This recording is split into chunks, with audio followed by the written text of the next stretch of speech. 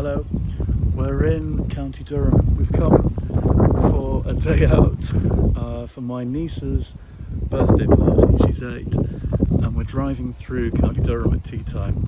This is the county that I grew up in. It's not often I get back, and on days like this it's absolutely gorgeous.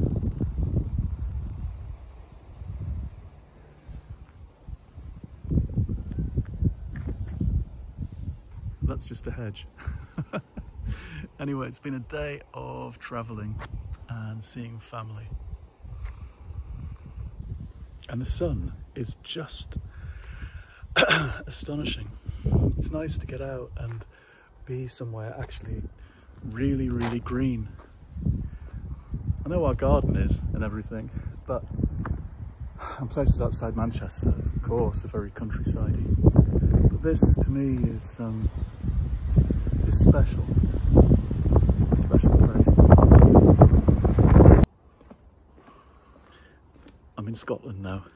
It's a few days later. No idea if you can hear me properly. I'm going to be way out of breath. I've come for a walk. Anyway, I'm like one of these people who Instagram wherever they go. Anyway, the point is, we've come away and I've been reading quite a lot. 4 or 5 books at a time, as I said I would.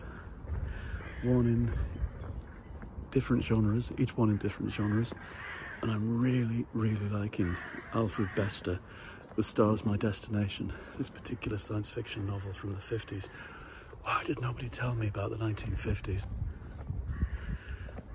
It's like all the science fiction stuff we're used to happened then for the first time.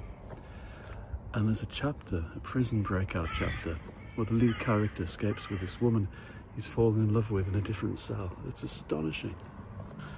It might be too noisy here with the traffic. What else? Lem Sisse, I got his memoir about being fostered from a book sale in the supermarket yesterday. That's an amazing book sale, just a little bookcase, everything 50p for charity.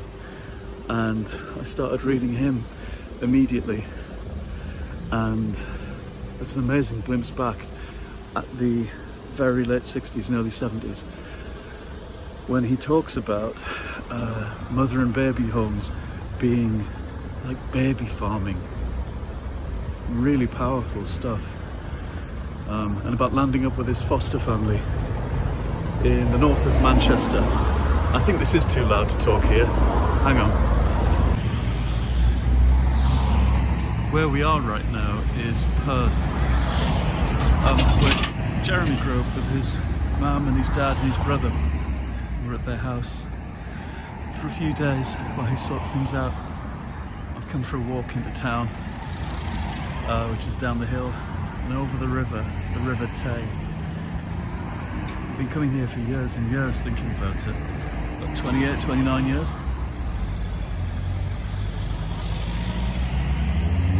This is the best bit, really. This huge wide river, this tangled island in the middle, which I think if I'd grown up here, I'd have been making up stories about who and what lived on the island in the middle of the town or the city, whichever it is. And I've been reading the end of Natalie Goldberg as well. Still got some pages to go. I'm reading that so slowly. That really inspirational book about writing, Wild Mind. The lovely autobiographical stuff at the end about coming out to her parents in the 80s, I guess, when her first book comes out, and about showing off about that first book and inviting her parents to her workshop, and she kind of shows off to them and gets slapped down in various ways and makes a fool of herself showing off. I remember doing similar things, I suppose. And you get humbled at every turn by family. And the other thing, what else? There's another book. Oh, Find Me. We'll talk about that in a bit.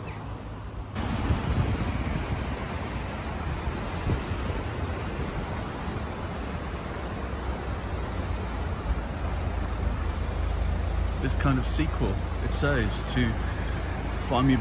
No, hang on. Call Me By Your Name. I don't think it is a sequel. I'm still trying to work out how it relates to the first book. But it's nice. It's slightly pretentious maybe, but it's nice. It's in Rome, and there's a fella on a train, an older fella, a professor, and he has one of those conversations with somebody you've just met, and they strike up an immediate liking and friendship, and she takes him home in Rome to meet her ailing father, and that's all that's happened really. We have dinner, but it's full of the details of being in Rome, and all of that I love.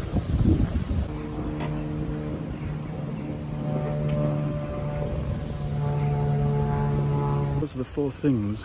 Well, I'm dipping into other things. I brought a heap of comics, so I was reading Spider-Man from 1976 as well. Dipping into things. Although dipping in does it disservice. It's about half an hour a time, which is plenty. I don't think I have got a grasshopper mind, as somebody asked recently.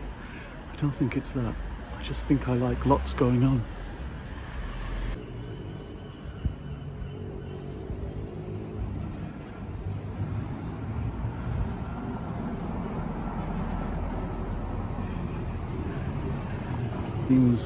It seems natural to me to to make a daft video on the walk into town.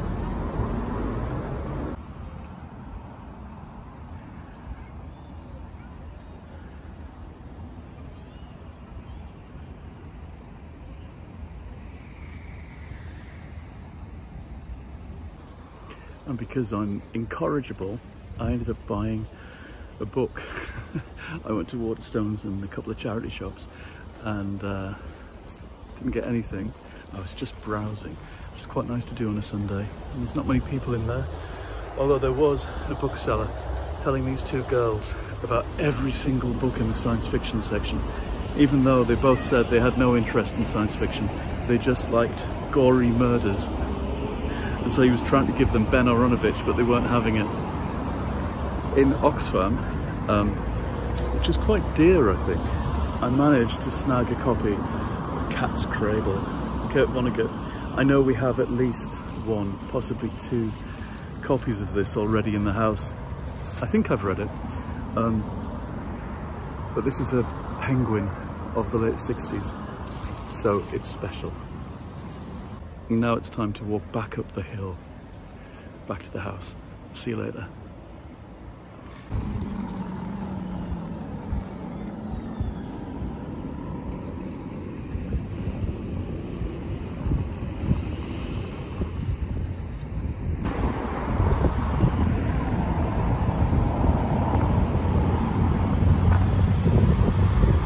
It's a kind of river walk on the way back. I wasn't going to go down this way, but actually it looks quite nice.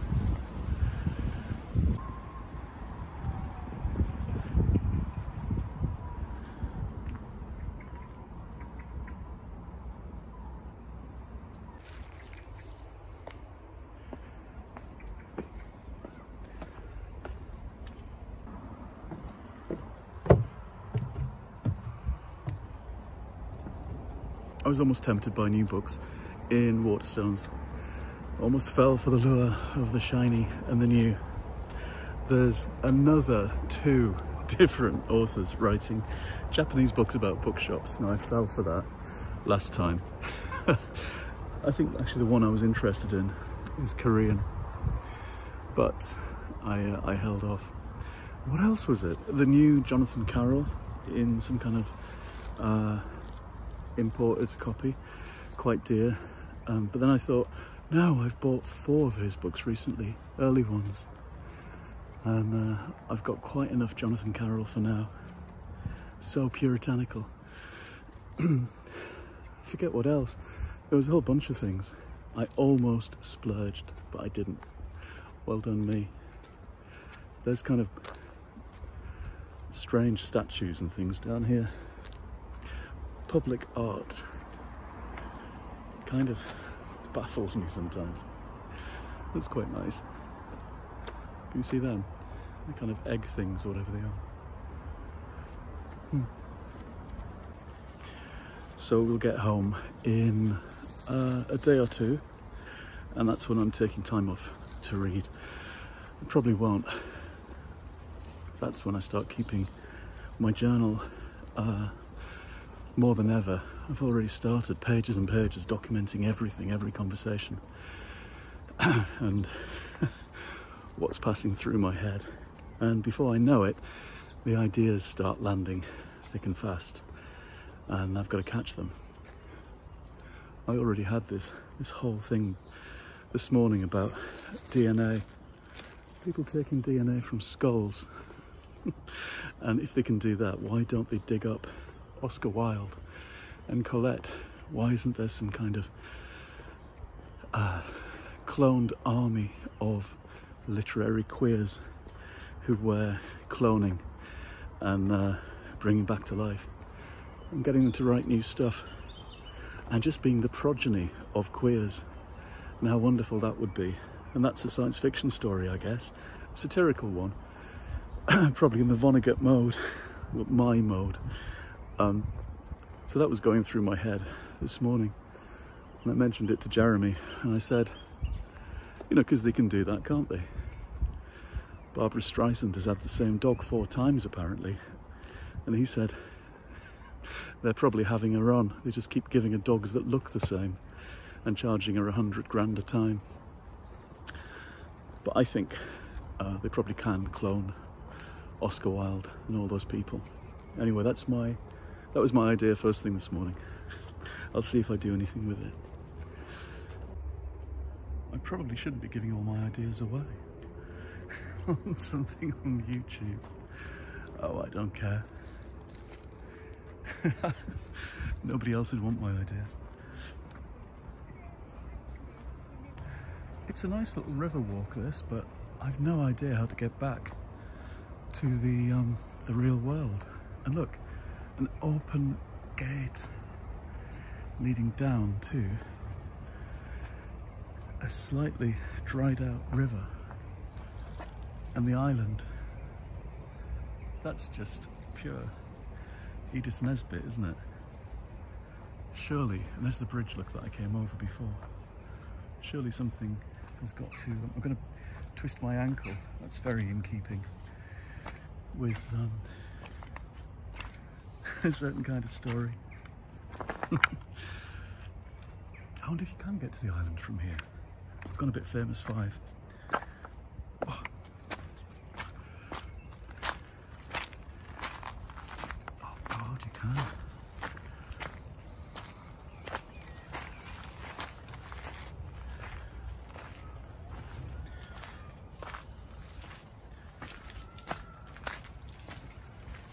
I think you can.